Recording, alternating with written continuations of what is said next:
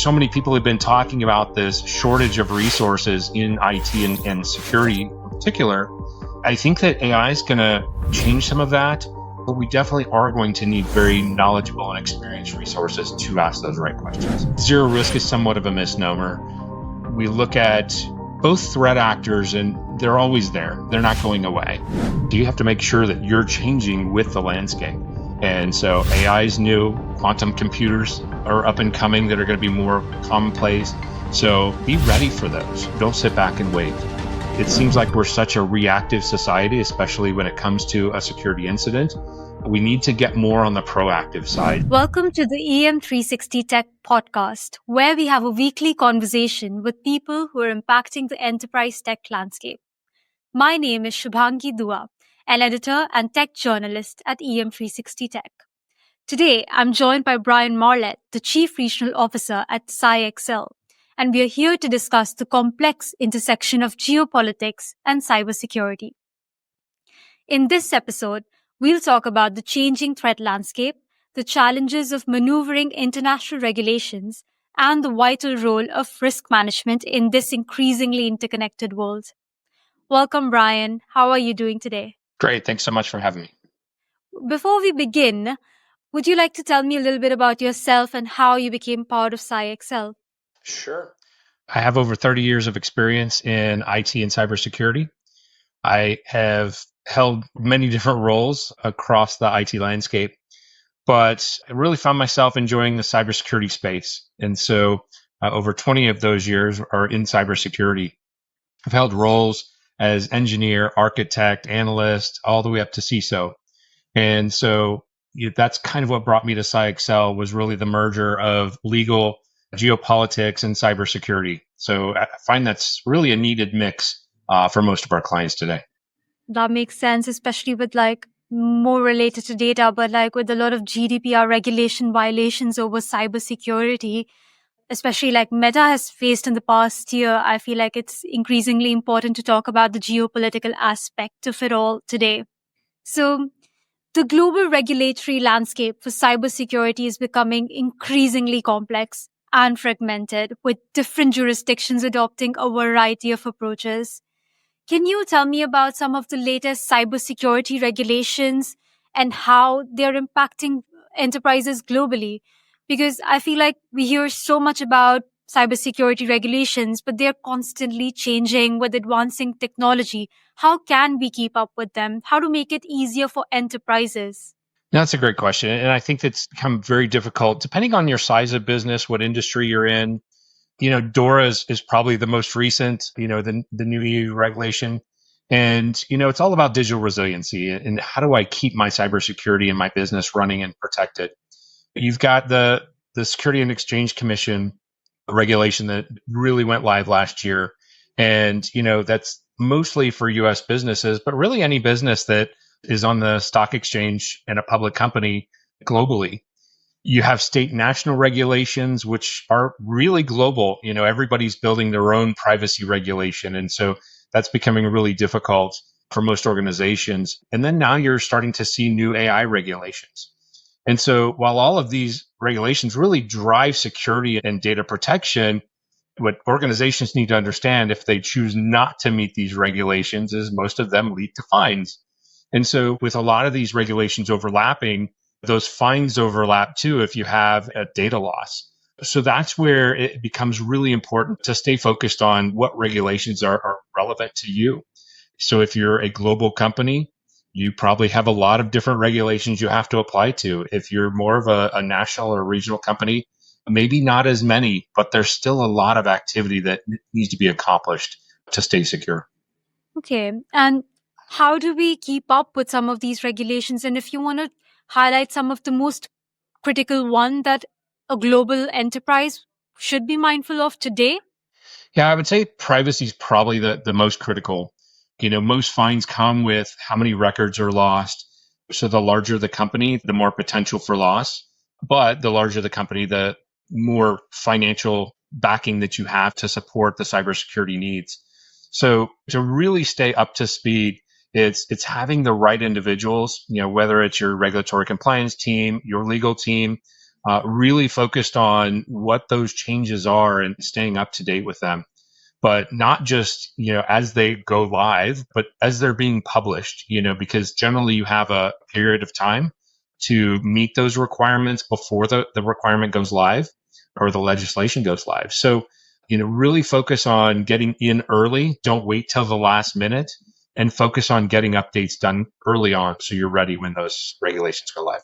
You did sort of touch upon the patchwork of regulations globally. In fact, would you be able to talk about some of the geopolitical factors influencing these policies, and essentially how do global influences impact local risk management strategies? Yeah, absolutely. And I think we're seeing this right now with President Trump coming into office. He's making a lot of changes very quickly in how we interact with other countries. I think that's really staying focused on what does that mean? So, one instance that I've already recognized is in the DEI space, where he's canceled basically DEI in the government in the US. So, what does that mean? And I see companies starting to follow suit with that. And so, these are many of them global companies that are doing this. And when you look at it, I've already seen a report where one organization within the federal government, as they started letting go of their resources that were DEI hires, some of them were technology experts. And so I think we need to balance, what does it mean that you were a DEI hire?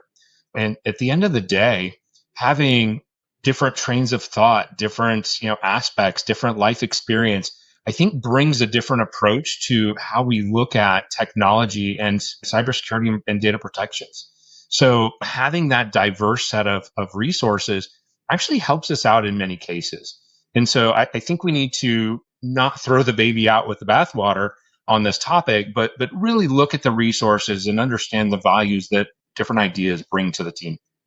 Well, I was going to get to this question a little bit later, but I think it's valid to ask it now. You did talk about shortage of skilled cybersecurity professionals in the past, especially with the rise of these complex technologies and AI and cyber threats. How can AI be a part of the solution, and how can it sort of stop letting go of human resources, which you sort of highlighted we do require? How can AI become a part of this mix instead of becoming a part of the problem? That's a really good question. I think there's a lot of people that are trying to figure out what this actually means. What we're seeing is when AI comes in and is used in a business, it's generally used to speed up things. It's not taking jobs away. What I think we're going to see though is how can people interpret information? And so how can they ask the AI the right question? And so as an example, PsyExcel delivers digital forensics. Well, with Microsoft's new capabilities in AI, I can just ask Copilot questions and it will go out and it will find answers in my other technologies very quickly. Where if we do that from a people perspective, I have to do that over time because I can only look at so many systems at one time. And so how do I pull that data together? So we're already starting to see instances of AI where it's speeding up processes. Now, I find this is very similar to back in the day when we came out with robots to build cars. People manually built cars. Well, when the robots came out, you either A, learn how to use the robots and manage the robots, or you go find another job because your job to build cars is no longer needed. I find that AI is probably going to be the same way. So you're either going to learn how to interact with AI and use AI to do your job, or you might not have a job because there's somebody that is going to go out and do that. And so as I see, so many people have been talking about this shortage of resources in IT and security in particular, I think that AI is going to change some of that. I don't think we're going to need as many resources, but we definitely are going to need very knowledgeable and experienced resources to ask those right questions. Okay. And what opportunities can AI present? If you could give a modern day example of the challenges and opportunities that AI could present in the digital defense sphere, and how can organizations mitigate the potential negative impact of AI on resource availability while also leveraging its benefits? Yeah, I was at a conference here recently of about 50 executives, and I asked how many had an AI policy. Only two people raised their hands. And so I think for most organizations, this is really the key is how are you going to allow your resources to use AI? Some organizations say no AI whatsoever. I don't think that's the right approach. Others are saying, oh, you can use AI, but only in these very niche use cases. That's probably not going to help you grow your business either. And so as we look at how we're going to integrate AI into our business, we really need to sit down and understand how can we use it? What would the benefits be? I've seen some healthcare organizations that are actually using it to make better products, healthcare products. There's keen opportunities like that. I can foresee in the future where today when we do telemedicine, there's a doctor on one end and the patient's on another end of instruments where potentially AI could actually be the doctor and do that surgery. So I don't need as many doctors. There's lots of opportunities like that. But how can organizations really use AI? One, it's determine how best to use it. Two, it's write a policy. Make sure your people understand how they can use it successfully. One thing we don't want to do is a public AI to post maybe intellectual property because now that intellectual property is out there for everybody to see. So we want to be very conscious of how we use it. If we're using more of an internal bot AI that's only available to your internal environment, how do I get enough information into that AI to help make the right decisions and help improve our business? There's lots of capabilities with AI. It really determined what do you want to accomplish with it. And in some cases, I don't think a lot of businesses know how they want to use it. So they need to really sit down and determine that at an industry level and then really put those programs in place to drive AI usage. I would like to deviate a little bit and talk about, personally, for me, AI is a little bit scary, but that's not to say that I don't use it. That's not to say I don't use it. I'll still sometimes I wouldn't like my data to be trained on it, but sometimes even I'll have a question. Oh, I have these symptoms, or oh, I'm going to the gym today. What should I have post workout?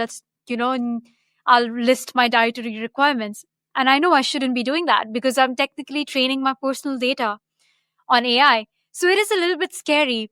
But on an enterprise level, I think, do you feel like CEOs or C levels or decision makers how should they be mindful of what a customer needs? How should they create their product that is still mindful of the privacy element and still be able to leverage AI? That's an interesting question. I find it a little bit of a challenge. And this is because I don't think AI is far enough developed today. And if you look at some of the responses, I've played with AI quite a bit myself. And when I look at some of the responses, at times the information doesn't really fit with what I even asked AI to give me. And so it still takes that person to review the information that's provided by AI and say, is this valid? Is this the right information that one, I expected, and two, that I should drive forward and use?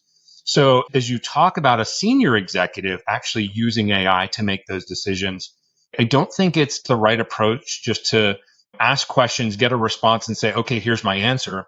It's really going through that AI and better understanding what is it telling me? What is it offering me? And is it right for what I'm asking it and for my business? And I think that not only goes at the executive level, but that's all the way down to the user level. I had an employee a couple jobs ago that was putting information into AI and they got a response back and they would just submit it as here's my report. It was completely wrong. Nobody understood the information. So you really have to validate that information that you're getting out of AI today. Yeah, I think everybody needs to, be it a CEO, be it CISOs, anybody today, end user, me, anyone, should definitely double check what AI has given to them.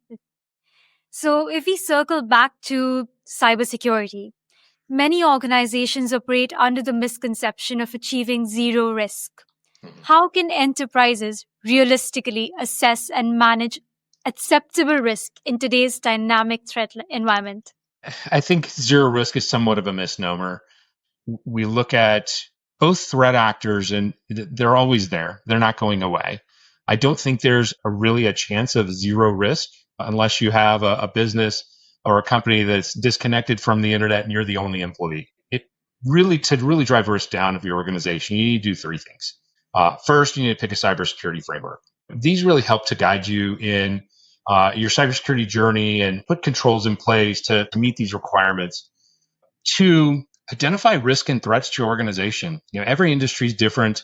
Based on my size, I may have threat actors that a larger company in my same industry may not have. Then minimize those risks and blocking the threats as best as possible. That's through controls, technology controls. Maybe that's through a process. Maybe it's people I bring to the table to make those improvements. And then third, test and assess your controls on a regular basis. So many people say, oh, yeah, I align to NIST. Well, great. You align to NIST, but you haven't done a NIST assessment in 3 years, 4 years. So where do you really fit from a maturity capability of that model that you've chosen?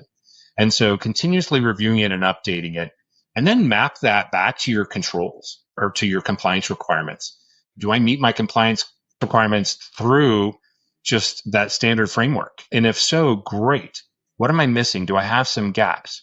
Some different compliance requirements like PCI, they have some requirements that you won't find in NIST. And so there's going to be some minor differences there.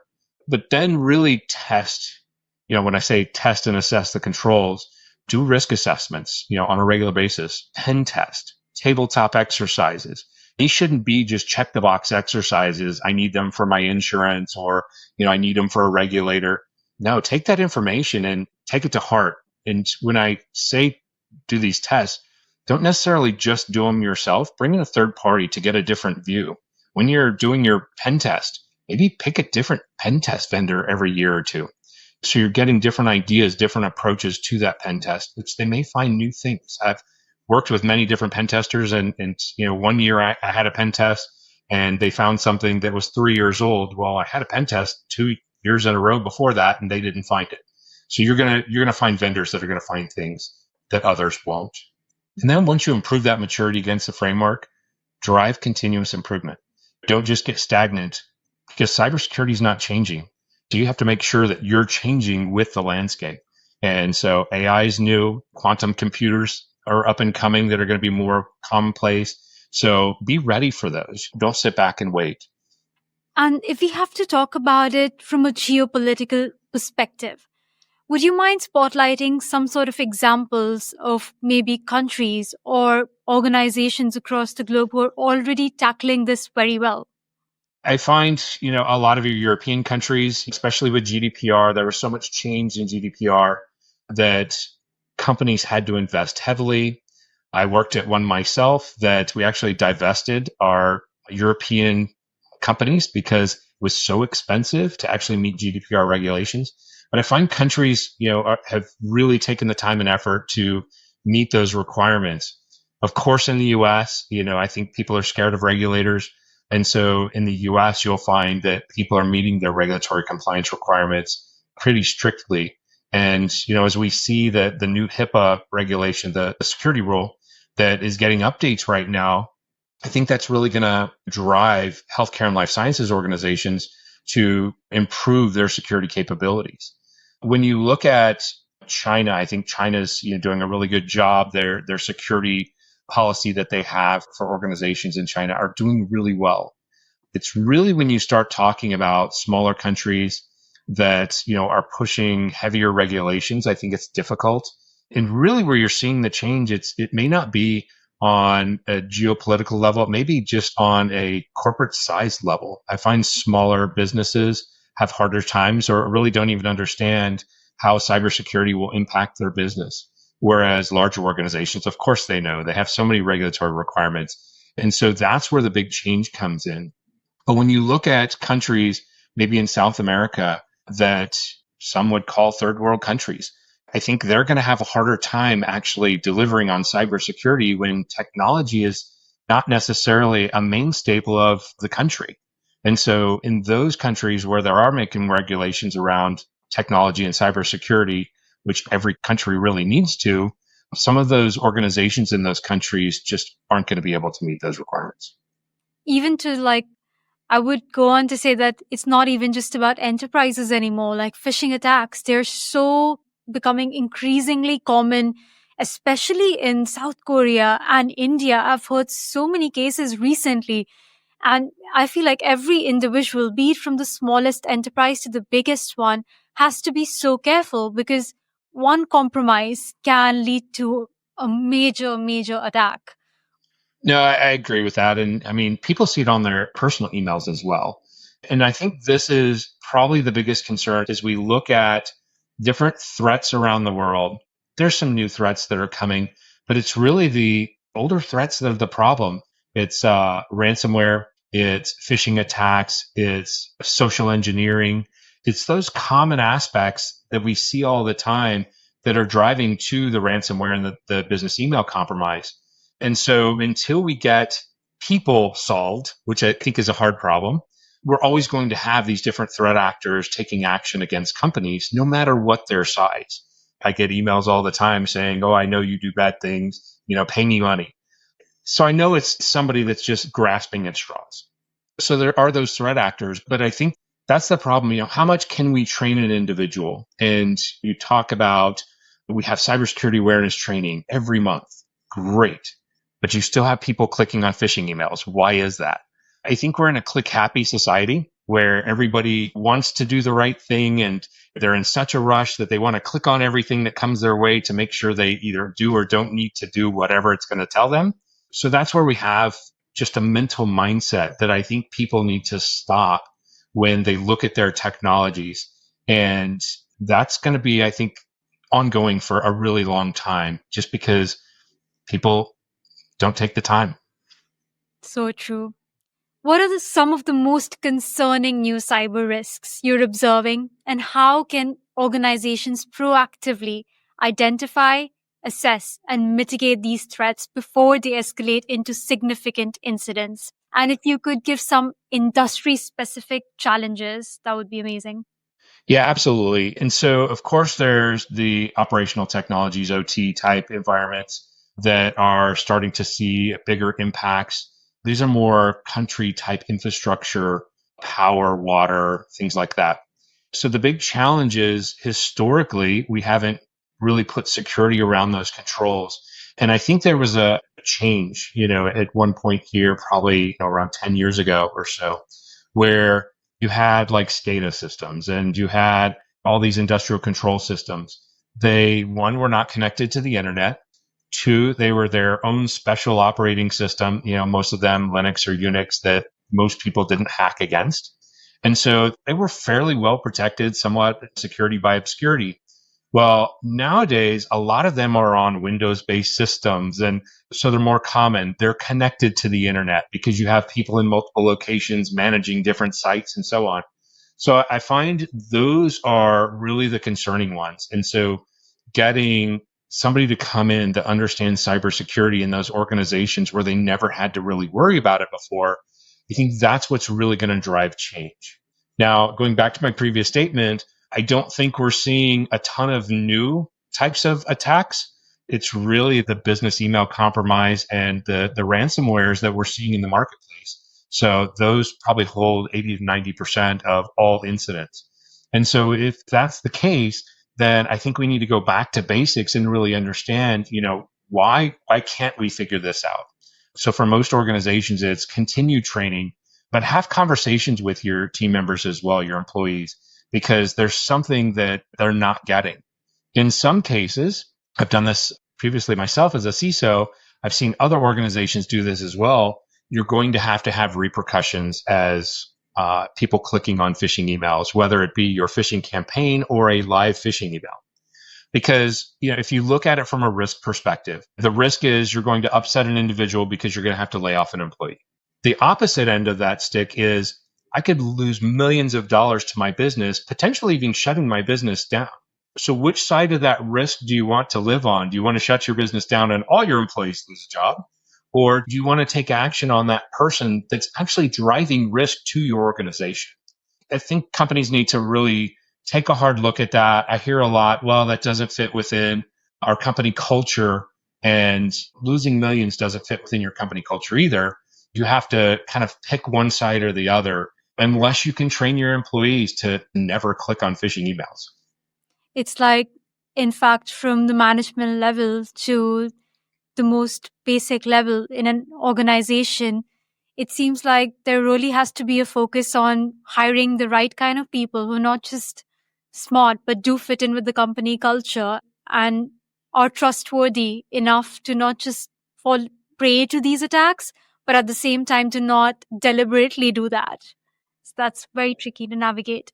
It is. And ironically, over the years, I've seen more of the senior executives do not click on the phishing emails. They'll ask the question first. They understand the risk and they have some ownership in the business, maybe not financially, but just personally. So they're quicker to take action and ask the question, is this a phishing email? Is it not? Should I click this link? Should I not? Especially the younger folks in our society, they're so used to social media and clicking and swiping that it just becomes second nature to them. So they don't really think about it. But when we bring them into our business environment and we talk about emails and how they can impact the organization, having the conversation beyond just the training, I think really helps. We're coming to an end to this podcast. Before I let you go, if you could summarize one takeaway for CISOs from today's conversation, what would it be and why? I get asked that question a lot. And I think it's really know your business, understand where they're going, determine how you can help them and support them. Cybersecurity continues to change. That's not going to stop. The bad actor is going to find new methods of attack, and vendor partners will drive protection technologies into the market to combat those threat actors. So choose your security controls wisely. Look for those technologies that have AI built in, are continuously improving, and are finding things proactively.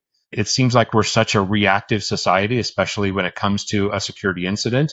We need to get more on the proactive side. So putting those right technologies in that can detect a bad actor and block a bad actor is more important than detecting a bad actor and then having to bring somebody in to figure out how to get the bad actor out of your environment. It's going to be much better for you.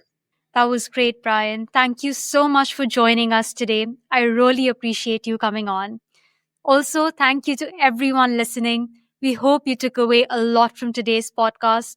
For further information on what we've talked about, then please head on over to SciExcel's website. We'll be back next time with another episode in our podcast series. Until then, make sure you subscribe to this podcast on all major platforms. Follow the conversation on our socials at EM360Tech on X and LinkedIn. And for more great daily content, head on over to em360tech.com. Thank you so much. Thank you.